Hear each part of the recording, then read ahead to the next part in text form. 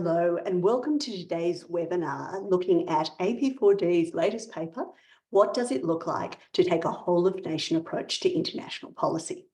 My name is Melissa Conley-Tyler and I'm the Executive Director of AP4D. I acknowledge that I'm joining you today from the lands of the Ngunnawal people in the high country around the New England, and pay my respects to elders past and present. First Nations perspectives have been an important part of this paper, and we're really looking forward to sharing some of that with today's discussion. So we are delighted that almost 250 people have registered to either watch today live or to watch at their convenience later on. And I'd like to welcome you all individually on behalf of AP4D co-chairs Mark Purcell and Michael Wesley. I think in particular, I'm delighted that we have people across so many sectors, both of what we are calling core international policy actors and people who are in other sectors, which in fact often do international engagement, but who don't necessarily see that as their core aim. So what I'm going to be doing today is I'll just first of all tell you a tiny bit about AP4D. We're still a new organisation and we don't assume that everyone's heard of us.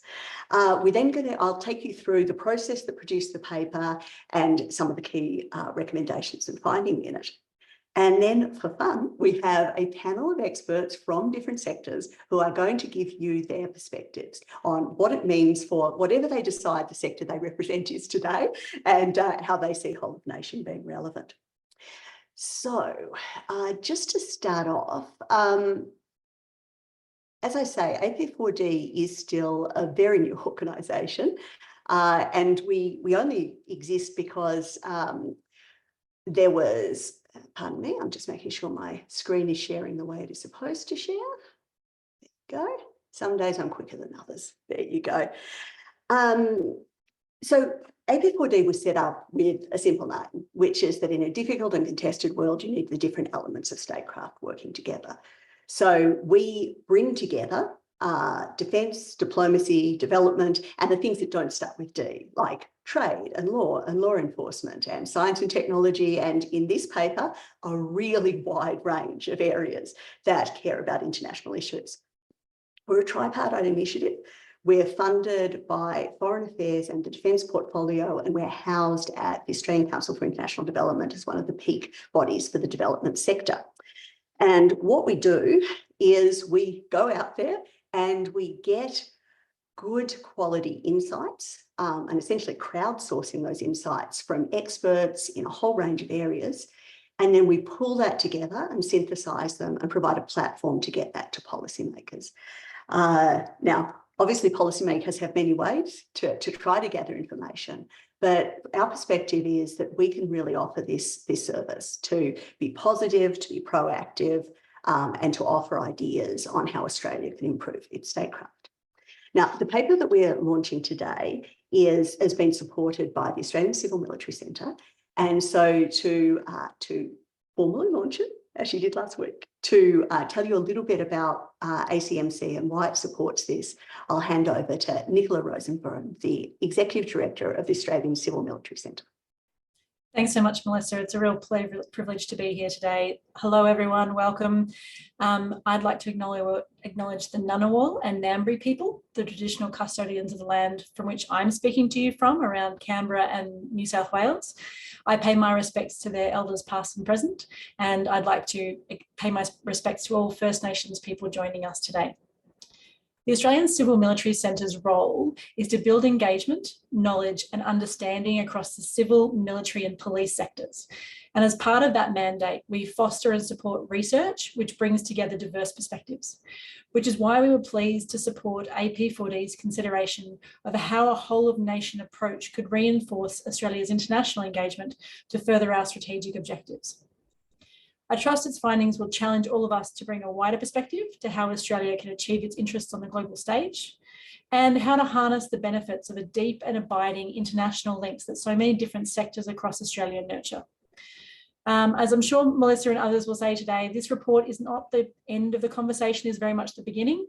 So I hope we will all take it in that vein. I look forward to hearing from diverse perspectives of our wonderful panel today, and I hope you all take away something new for your own sectors to think about. Thank you very much. Thank you, Nicola, and thank you literally for making this possible. So I'm going to give just a quick, I'll try and keep it to under 15 minutes, a quick idea of what's in the paper so that you have the broad perspectives before we come down specifically into the sectors who are joining us today. Now, I suppose the first question you might ask is, well, why are you even doing a paper on whole of nation? Where has this come from? And I think this gives you a pretty good sense.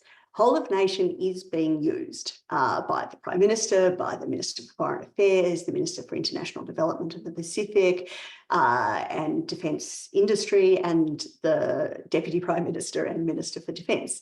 It is there. It is out there all the time. We can also see it in key policy documents. So you can see it in the Defence Strategic Review, the International Development Policy, Southeast Asian Economic Strategy, just to say a few.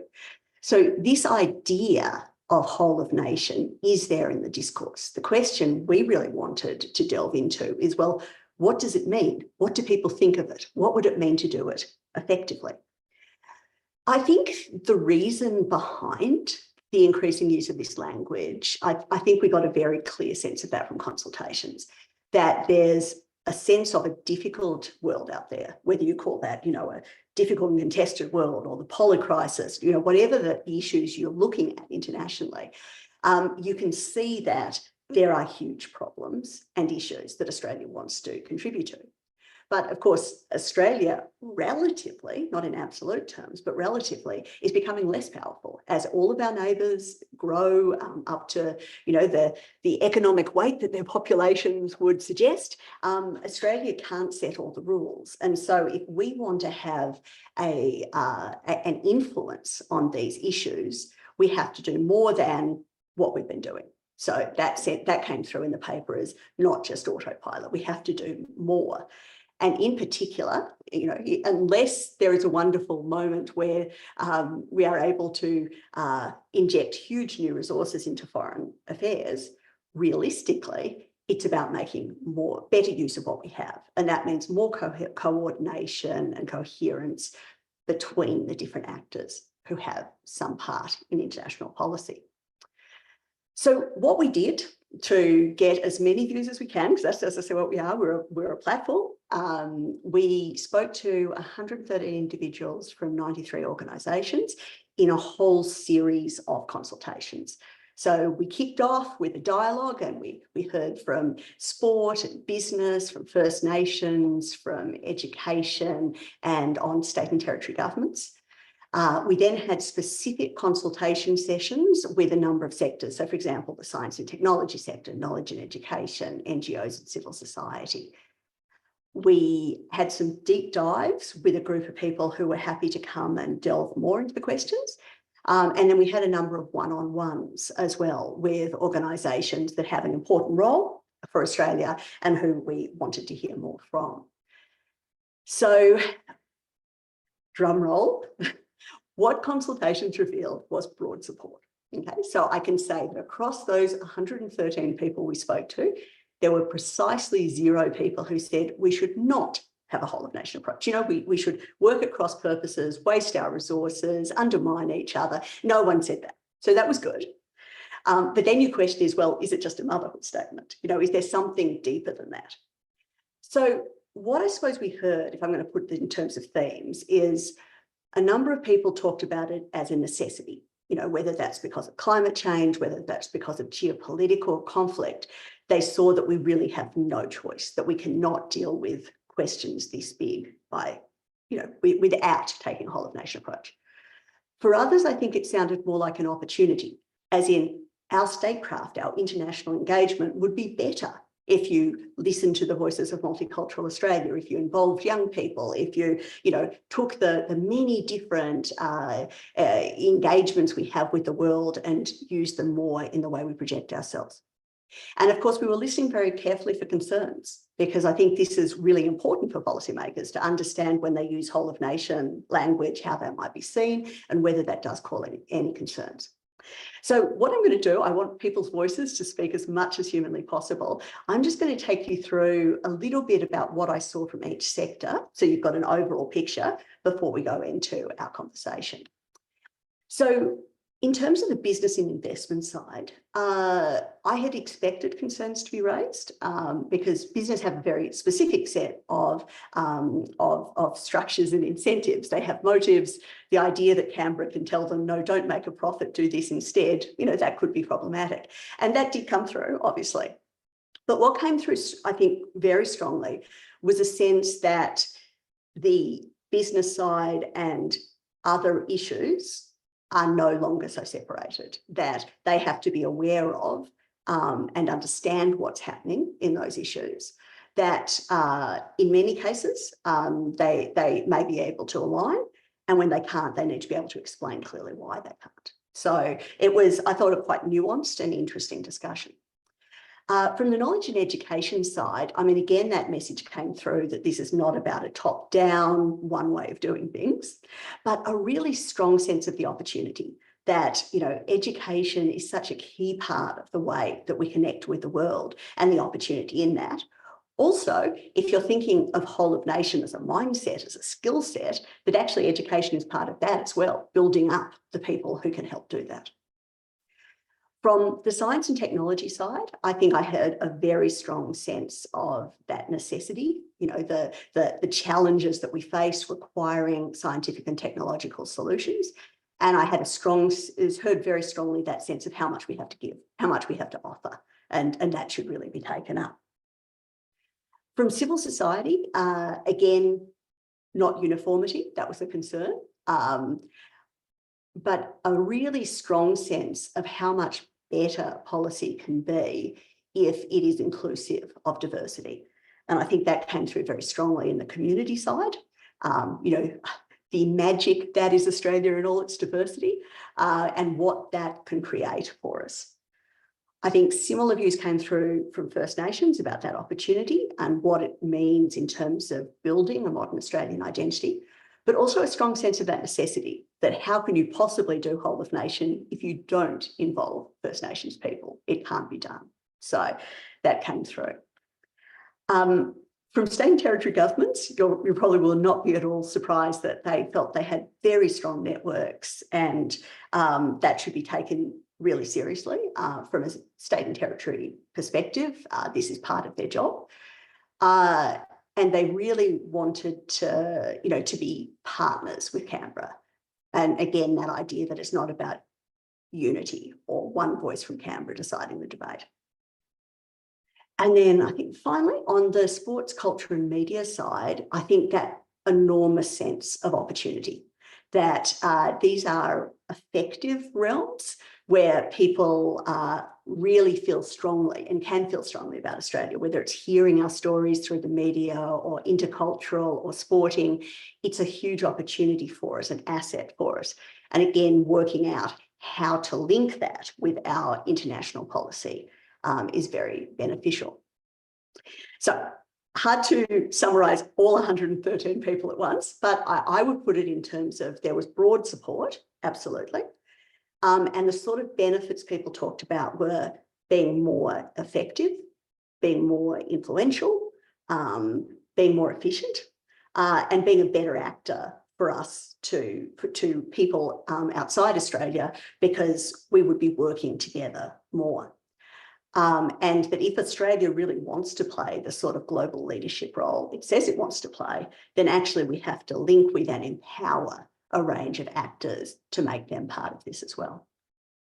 So there is a lot in there, and I am encouraging everybody to go and look at the whole paper and the many, many quotes and many things we put in.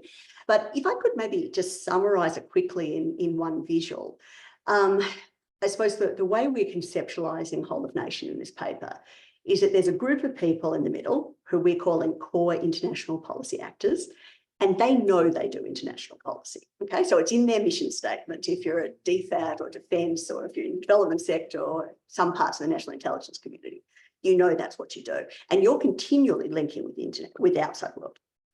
Then there's a whole range of other actors who it's not their core mission to do international affairs, but they're constantly linking with the world, whether it's in science and technology or, for example, state and territory governments would be saying, well, we were doing this before there was a Commonwealth of Australia. First Nations would be saying, we did international engagement before there was a Commonwealth of Australia.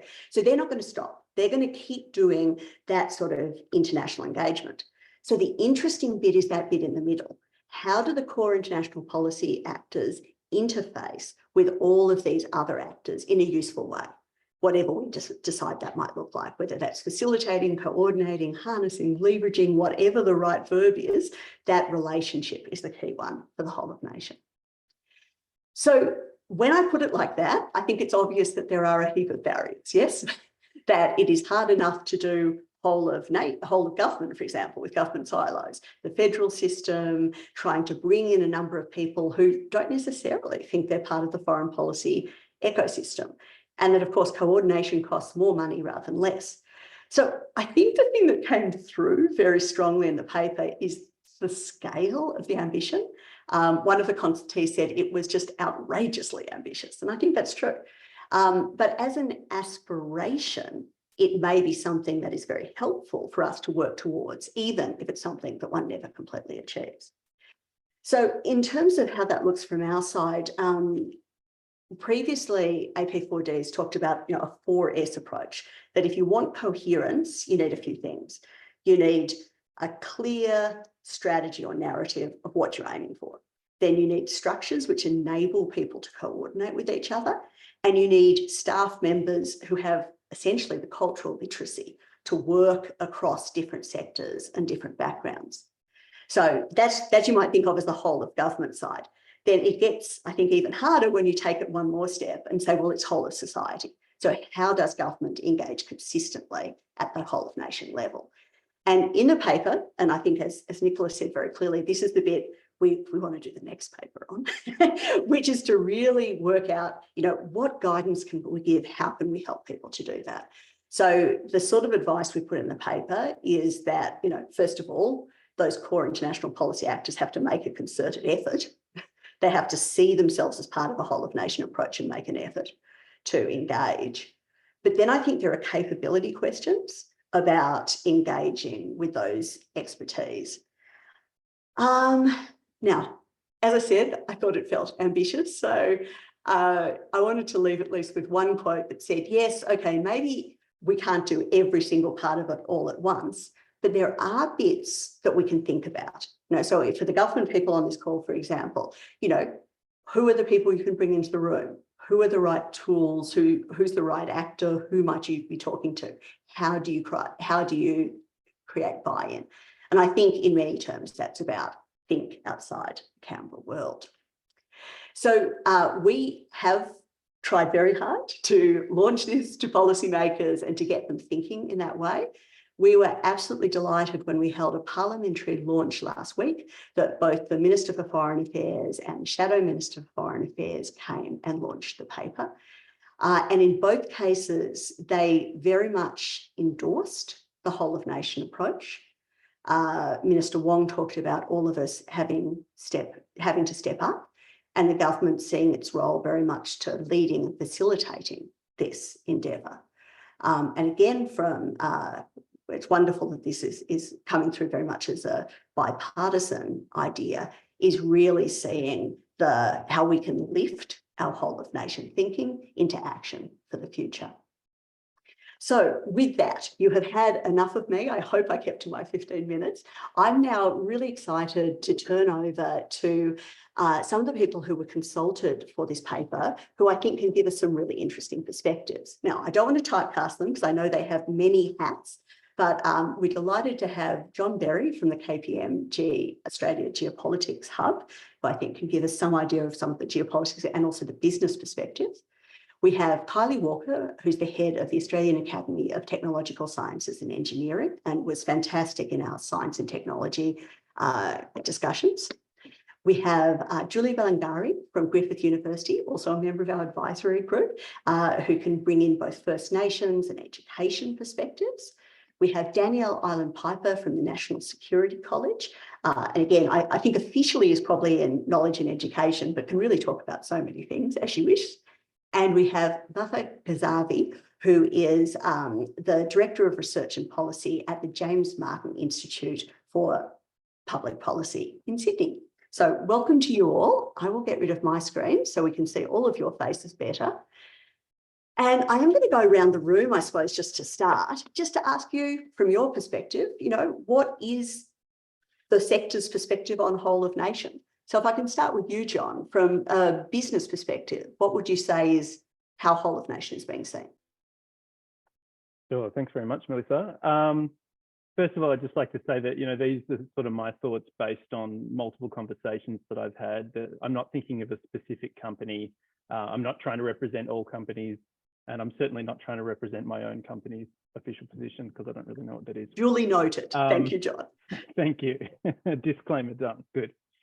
So I gave this some thought during our consultation and then afterwards once I'd read the report as well.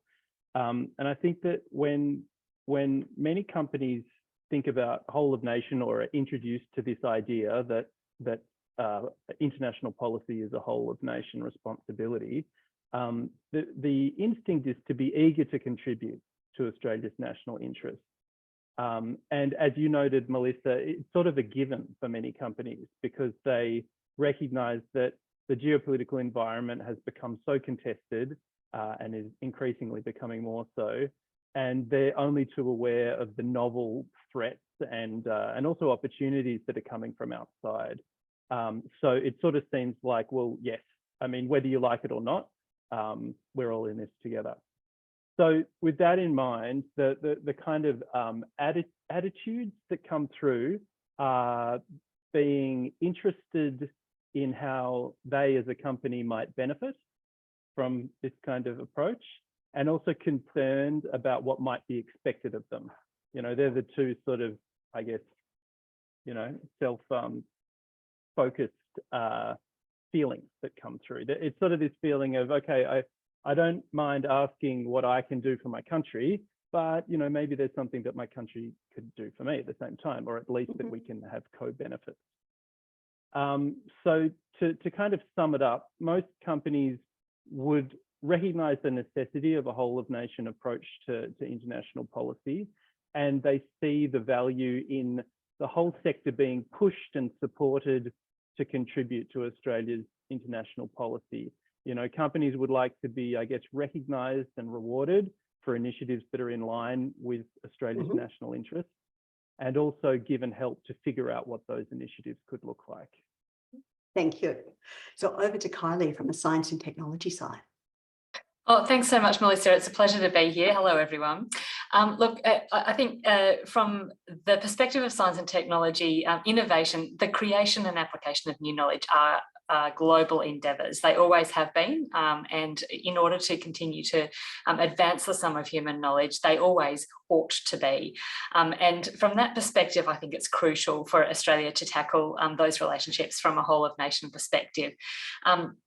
We know that scientific collaboration, both internally, domestically and externally around the world, is the way for us to continue to stay at the forefront of those developments. We're a small nation, population-wise.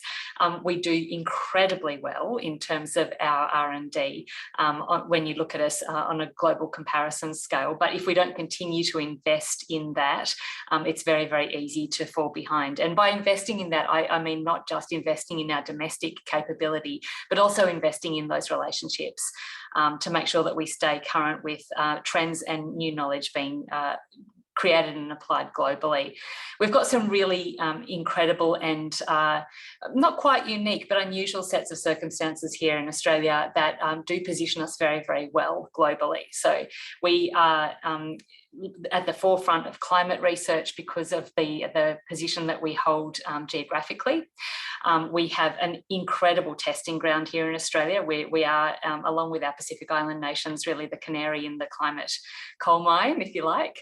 And that puts us in a position of strength when it comes to understanding what's going on and communicating that to the rest of the world. But it also gives us, because of our mineral wealth, the potential to lead that green energy transformation globally, we can become a green energy superpower if we remain connected, if we have a strategy and a strategic approach, not just to finding those resources, to developing those resources, to building the skills and the capabilities to be able to continue to grow that technological sophistication. And then, of course, connecting that with the business and commercial and trade end of things so that we can actually grow those economic sectors, enhance that economic complexity and use it as a leverage point to grow our business globally. So that's just one area. There are many others, but I'm aware we've got lots of speakers, so I'll try not to hog the line. I'll be back to you in a second. So this is just warming us up. So I'll go to Julie now. Well, what perspective would you like to share? Thanks, Melissa. I'd like to bring two different perspectives, I guess. First of all, I'd like to acknowledge I'm on Gubbi Gubbi country, and I'd also like to acknowledge that I am a Gumbengi Adangari woman. So I come with a First Nations perspective, which is first and foremost, but I also bring an education perspective from being a classroom teacher to working in the university sector. I think that a whole of nation approach from my perspective as a First Nations woman is like an ecosystem, which I discussed in the consultations. And I think when we view that through a systems thinking lens, we get to see that everybody is valuable and everybody is needed in a whole of nation approach. I think it's really interesting when we talk about a whole of nation approach, which brings another issue or question to the table, is when we say whole of nation, what do we mean by that? And who is seen within that whole of nation? So there is a whole lot of nation building exercises from within that. I also think if we take a First Nation centered approach or a view or a lens for that matter, then we can see that it's more of a responsibility rather than a transactional. And if we see it as a responsibility as a citizen of Australia, but also a citizen of the earth, then it is absolutely imperative that we have a responsibility to our neighbours, to our friends, our international counterparts, but also to future generations. So I think that that's a really important way to understand that. I think it's about understanding how we all interact domestically, but also how that international system as another ecosystem, how we fit within that. So it's multidimensional, multi-layered. And I think what I really want to hone in is that it moves it from a transactional approach to a relational approach. Thank you. Thank you so much. Okay, to Danielle, let's see if that sound is working. You're currently on mute. I'll tell you when the mute button comes off.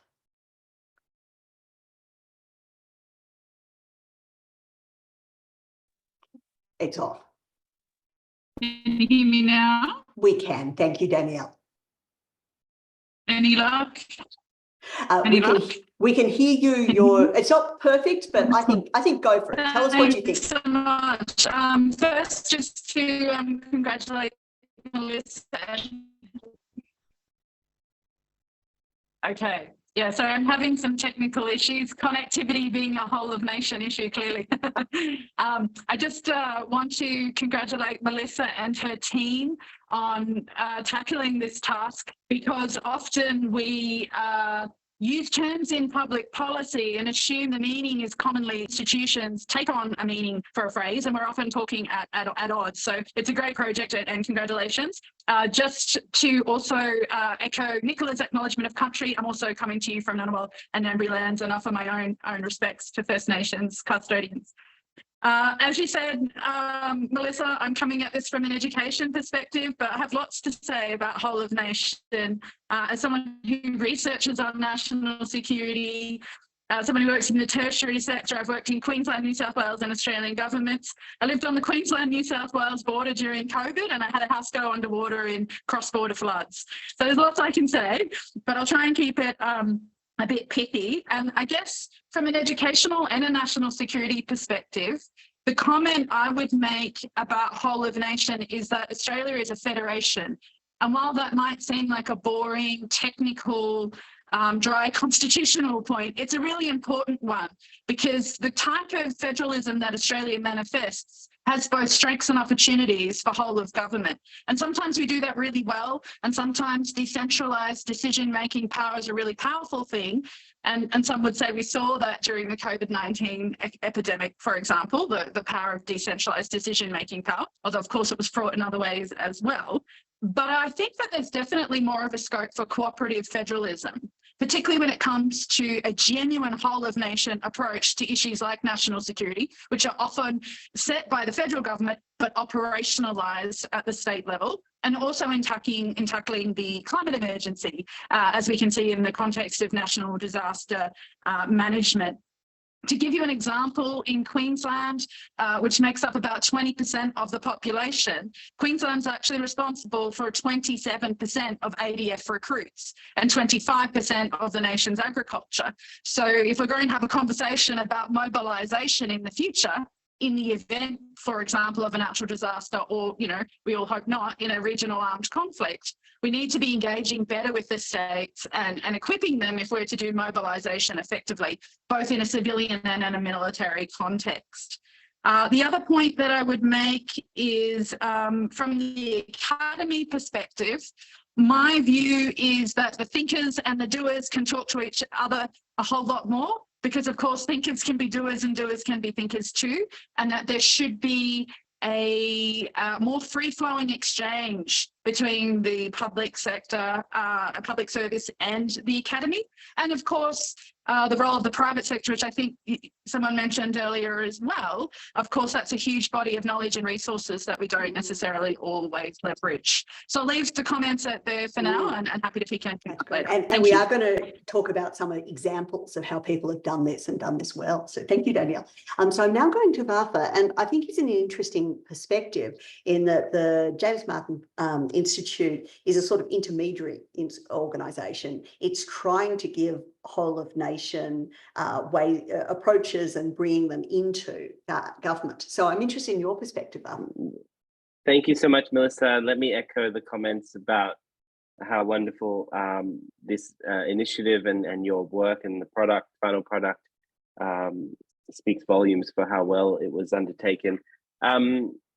Just to pick up directly, almost like it was planned, on Danielle's point, the James Martin Institute was born out of a desire initially from the New South Wales government in partnership with leading Australian universities to try and harness that expertise that exists in our universities, but also beyond that in industry and in the community more broadly.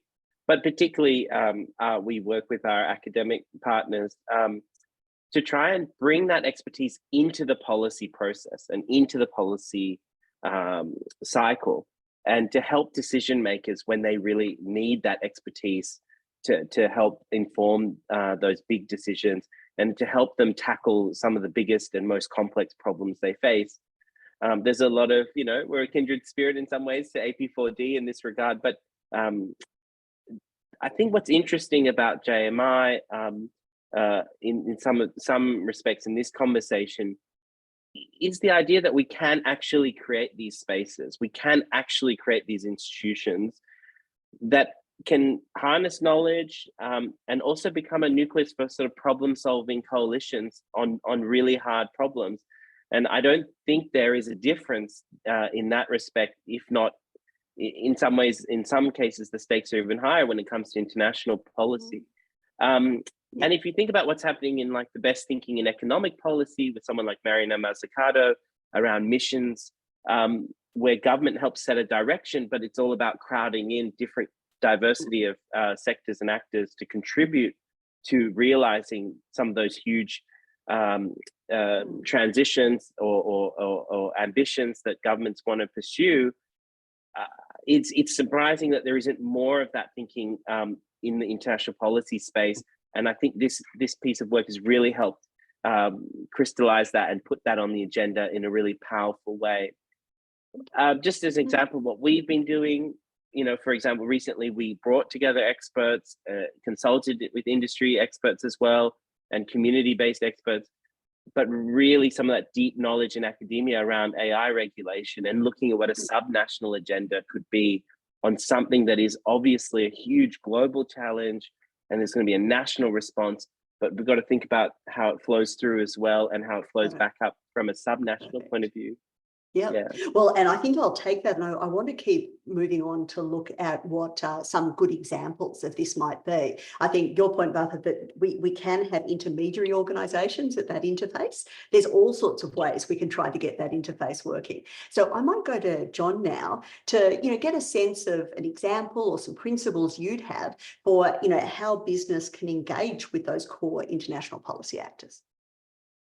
Sure. I kind of came up with an example. I was thinking about the area of national security within international policy, and I'd just like to note that the businesses, or certainly businesses of any size, they understand that national security is a shared responsibility between governments and business and citizens too, and research institutions and what have you, and so therefore requires a shared effort. Almost every business knows that they have to manage personal and commercial data that has national security value, even if it's personal medical records or personal financial records of citizens. All of these has potential national security value, and so therefore they have responsibilities. So something that I've observed is that companies are supportive of national security initiatives that are comprehensive, that target whole sectors, but from a policy-making point of view. So, for example, the Security of Critical Infrastructures Act, expanded the sort of definition of critical infrastructure a few years ago. So it now includes things like food and grocery, the highways network, research institutions, sort of sectors that weren't necessarily considered pure sort of national security industries beforehand. And I thought, as a consultant, I sort of thought there might be pushback against this because the Act requires reporting and, it puts a burden on these industries that have been selected. But actually, most of the people that I've talked to in affected industries, they like the fact that it's sector-wide. So any burden that they do assume doesn't put them at a disadvantage compared to everybody has covered by it. Yeah. And so the more comprehensive that sort of policy making is, the more it creates the kind of preconditions for collaboration and, working together even with your competitors and so on. So the SOCI Act is an interesting one because it's at that sector level. But other potential policies of the future that might be even economy-wide will be even more, even more conducive to that sort of collective action and this genuine acting in alignment with the idea of a whole of nation approach. Yeah, so that's my example. Yeah, thank you. Well, I'll go over to Kylie again with some principles or examples you'd say of, science and technology working in this whole of nation-wide. Yeah, absolutely. I've got a couple of good examples. And the first one is antimicrobial resistance. So this is a major challenge globally with the rise of antibiotics. The microbes are becoming more and more resistant. And this is leading to not just human health challenges, but also agricultural challenges and biodiversity challenges. And so taking a whole of nation approach means that we are not just equipping ourselves to meet that challenge, but we're also taking advantage of the opportunity because, we will have to move beyond the age of antimicrobials at some point and take that next step. Now, what that next step looks like, I can't predict the future. There are many separate kind of areas of endeavour there, but working across food production, the biodiversity and the environmental management and human health sectors, as well as in research and development, and connecting in with efforts globally and making sure that we remain current and consistent, not only protects Australia from that One Health perspective, it also enables us to take advantage of the opportunities to manufacture new products and to export them to the world. I guess the other really lovely emerging example I think that we have another opportunity is around what does resilient infrastructure look like? And I'm talking about that physical civil infrastructure. What does that look like as the climate becomes increasingly uncertain, as those extreme weather events become increasingly common and less able to be predicted in a consistent way? We know that significant freight rail infrastructure in the north of Australia is buckling in those extreme heat conditions, and this is stuff that's supposed to be the most robust in the world. So if we can get that right here, it's not only about protecting our current capability, but again, it's an ability to export that knowledge or those goods to the world as well. So I think it's that sweet spot of meeting challenge and opportunity. I just want to sort of say one final thing, and that's about the skills and workforce piece, which I think is really, really important and not to forget. And Julie, I'm sure, will speak much more capably about this than I, but we have been steadily declining as a nation in those international education league tables, with particular respect to science, technology, engineering and mathematics skills. And those STEM skills are critical. We are already behind in terms of the workforce capability that we have. For example, we are 60,000 engineers short for our current needs, and that's looking to only exacerbate, and exponentially so when you come to digital technologies over the next 5 or 10 years. So we need to act as a whole nation to the point of federation. That is going to be a challenge for us because our education system is federated, which means that it's piecemeal for such a small population. We need to act nationally and in a cohesive way to ensure that we have the skills that we need to build that future ambition and to stay current. Thank you. Well, I will go straight to Julie on that, on the education challenge. Yeah, I'd like to extend on that. There are a number of issues, obviously. I've come from an education background as a classroom teacher, and my PhD was researching education policy making processes and the idea of centralisation and the impact that that's had. But in terms of, there are a lot of competing factors in terms of engaging students. And I think when we think about education, we think about the big people in the room that need to have a say on this, which is important, but also we fail to address the students and what their demands are and what they are looking at and what engages them, because unfortunately sometimes school is very dismissive of what they need rather what the nation needs. And so there needs to be a combined effort there from that perspective where students' voices are heard in their own education and what they need. And also things are changing dramatically in terms of critical workforces such as teachers and nurses. That's a really forefront thing where we have competitiveness with being an influencer, for example. So, you know, there are a lot of competing things going to universities and the cost that holds for people and the ability to go to university, particularly people from low socioeconomic backgrounds. So there is all of these other factors that contribute. And sorry, I won't say sorry, actually, that's my systems thinking brain happening right there. And that's just how I naturally think. But I would like to just move back to a First Nations perspective on this, and it's more probably principles. I think that there is real value in centering First Nations knowledges in this space, particularly around core values that we hold, such as these are 4 that are recognised internationally as core principles of Indigenous peoples: relationality, reciprocity, respect, and responsibility. We know that 70% of Indigenous people live in the in Asia. And we also know that the Pacific holds a lot of ties culturally to what Indigenous Australia does. So there is a lot that we can benefit from, not in a transactional way, not in a way that it's a soft power, but rather it's a part of who we are, which leads into the nation building exercise. And that's not just about First Nations perspectives, that's about everybody's perspective and what our nation looks like.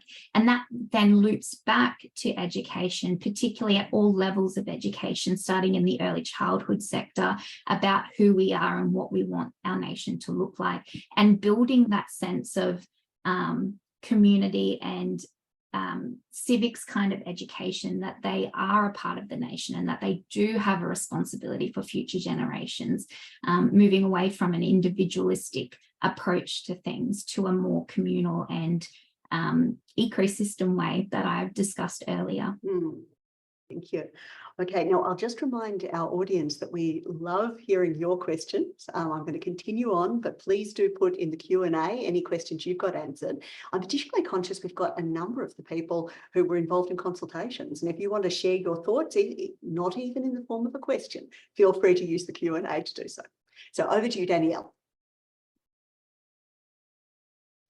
I think Julie's really just so articulately explained the essence of both the dilemma and the opportunity around the education sector, and of course the importance of First Nations perspectives in doing this. Not sure I can meaningfully add too much other than just to echo my support for the literacy point, both at that STEM level as the point was made earlier as well. But if we're going to have genuine whole of nation engagement, there's access issues in terms of civics literacy. And I think the civics literacy component can be a cooperative effort between government, academy, and schools and what have you. And of course, the point was made that education is federated. I mean, we sort of got a national curriculum up after many years. So I guess in some ways that's an example it can be done, although it's very cumbersome, and I'm sure others are more familiar with how fraught that can be. The National Cabinet, I think, is a good example of a more cooperative form of federalism. But I think going back to the education sector, as people know, education is Australia's third largest export, often listed behind coal and iron ore. And of course, the problem there is that we don't always leverage that, I think, enough in terms of broader access to the community. Stimulus response to the global financial crisis using what's called the implied nationhood power, sorry for the legalese, is a good example, but I'd just like to echo everything that was said before. I think some points were really well made. Brilliant, thank you. Okay, and Vafa, you have an example from the work you've been doing. Sure. So this is not so much with not with my JMI hat actually, but as an independent researcher and as a former DFAT officer, I was particularly interested in this problem. I am particularly interested in this problem around transnational corruption and how it affects sort of global, the global order and global equality, but also Australia's national interest. And a problem like this really cuts to questions of values and Australia's long-term interests. But when it comes to things like curbing the movement of corrupt assets across borders or holding corrupt elites accountable, this can bump up against, it can be very hard to reconcile and bumps up against very sensitive bilateral political sensitivities. But I think that this is a sort of false binary and can lead to policy paralysis. And a whole of nation approach can actually help us cut through that really, really well. For example, let me give just two quick examples. One is to acknowledge that industry is on the front line of how you'd manage the flow of corrupt assets. So banks, real estate agents, and so on, and how government can work behind the scenes with those sectors to actually cut off the flow of these assets means that you can avoid some of those problems around diplomatic relations if you're really working to shape your market, regulate your market, and so on, effectively to cut off those assets. Another example is to empower journalistic networks and media outlets to work together. Again, arm's length from government, but the media is on the front line of addressing transnational corruption and elite corruption. And that doesn't need to then be dragged back into bilateral political sensitivities. So I think those are just two really powerful examples of, on a really important issue that governments tend to be quite cautious and worried about, and often with good reason. There are actually solutions available if we take a whole of nations lens. Mm. Well, if I can, I think that leads on to a question we have from James Cox, who's been involved in a number of our consultations. He noticed that so far we've been mostly talking about how each of these sectors interact with the core foreign policy actors, but he's interested in also how the sectors interact with each other. So the example you just gave, you were talking about sort of, there's a bit of knowledge and education, there's a bit of journalism, there's a bit of business and working with government. What can you say about the way that those different sectors are working with each other on that issue? Yeah, I think I think Jon made a really interesting point earlier about, like, for example, business looking for that directionality of what helping set some sort of framework around national interest. And when that happens, we've seen in some money laundering type cases really effective cooperation between market players and government and regulators to cut off the flow when it comes to certain types of transnational crime.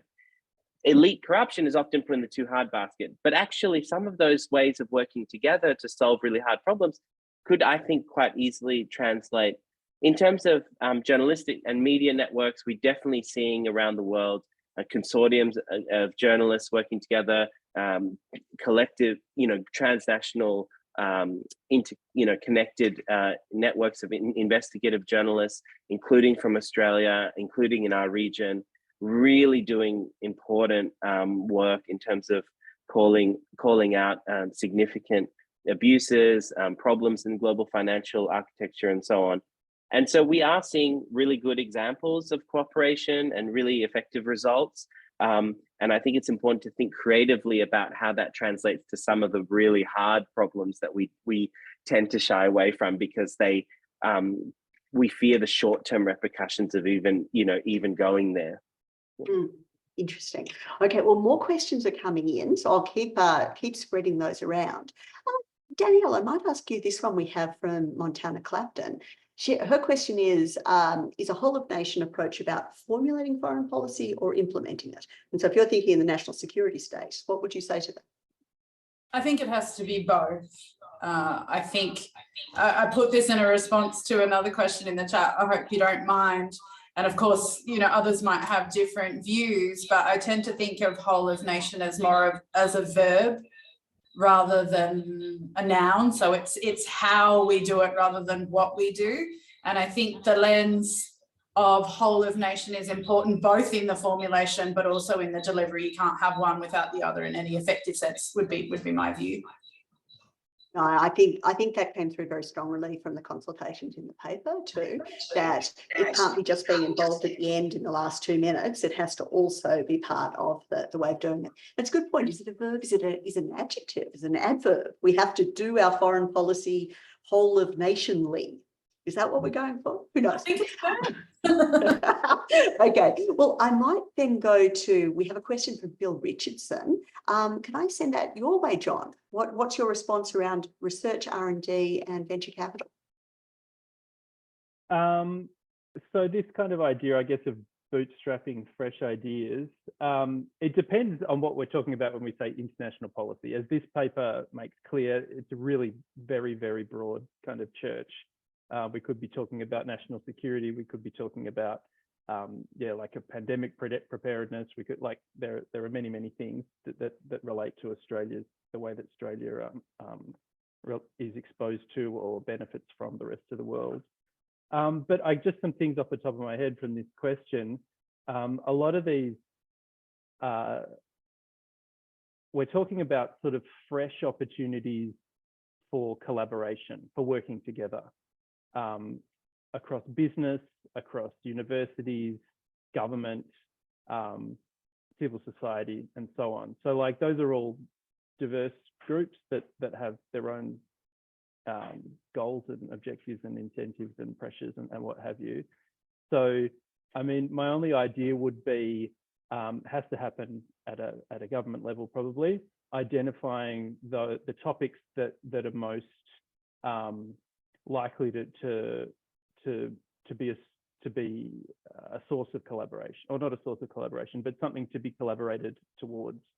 And so, once it's identified that there's a international policy interest in doing X, like, for example, improving cybersecurity to overseas threats, in the face of overseas threats, then it falls out of that pretty quickly that you've got the tech industry, you've got all other industries that use tech, and then you've got the universities, and then civil society organizations around civil liberties. Perhaps all of them have a role to play and something to contribute on that international policy objective.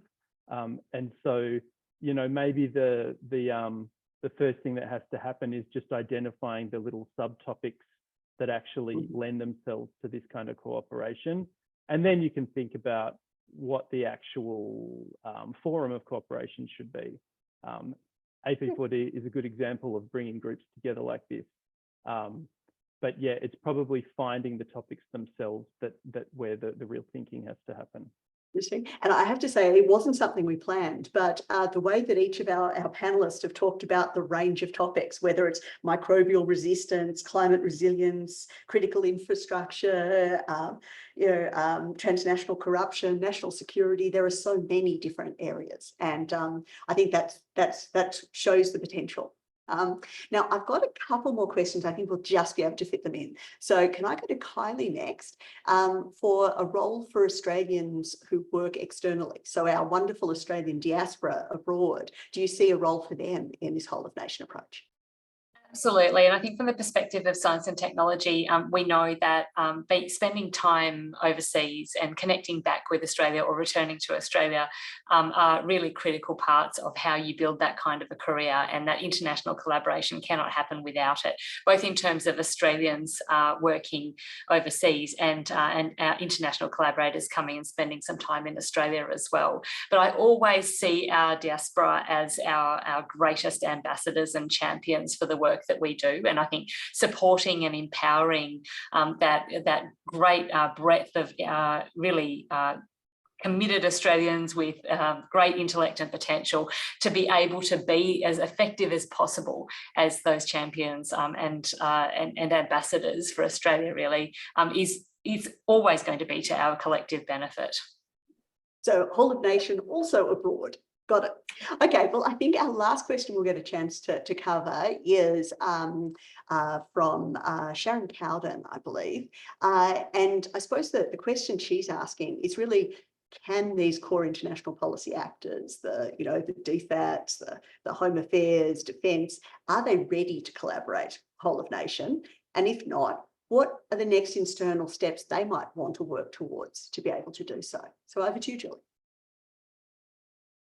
I think a great example is where DFAT can do this is with our ambassadors, and taking the example of the First Nations ambassador, and how it's not about a siloed approach, it's about a thematic over the top kind of approach, the same with gender justice, gender equity, for example. So I think that there is room to move there, and that through those channels, there is also direct links. I know, for example, the ambassador for First Nations Australians has his connections and channels to the group, to the roots of First Nations people, to be able to be a conduit up into DFAT and then across. So I think that there is those channels available. I think there's also, I know within the development space, DFAT has done a bit around lots of consultation around women's rights and things like that, and also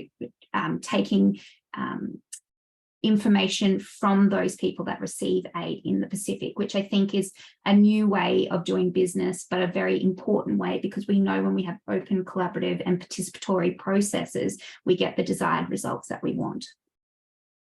And that's that systems thinking and ecosystem brain, which I love. Okay, well, I think that's all we've got time for. I am sorry. But the good news is that if you found this fascinating, there is this wonderful paper you could read, which would tell you more. So please do go and have a look at the paper on the AP4D website. And I'd just like to particularly thank everyone who was involved in these consultations, the 113 of you who gave your time, who shared your thoughts. I hope we've done a good job of trying to synthesize and pull that together so that we can share that broadly. So if I can thank all of our speakers here today, thank you so much for joining us. I think particular thanks to both the Minister and Shadow Minister for engaging so well on this. I feel that's given a real impetus to the idea and meant that a lot of people who might not be thinking about it are now thinking about it and wanting to learn more. So thank you again to ACMC for funding this, to all of the AP4D team, and to everyone who was involved in making this paper a success. Thank you again for joining us today.